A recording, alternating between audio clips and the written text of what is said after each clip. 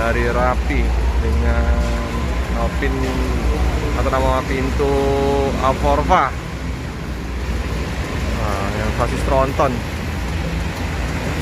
Scania K310 IB ya. Nah ini ya teman-teman ya, udah lama kita nggak nggak konten.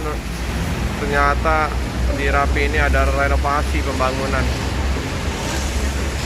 Kemarin di situ loket tempat simpen barang, gudang udah dibongkar semua.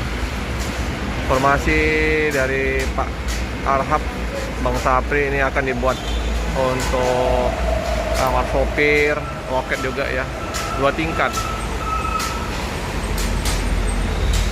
Yang lagi ngecor ya, ngecor dak. Jadi sedikit terganggu ya dengan adanya pembangunan.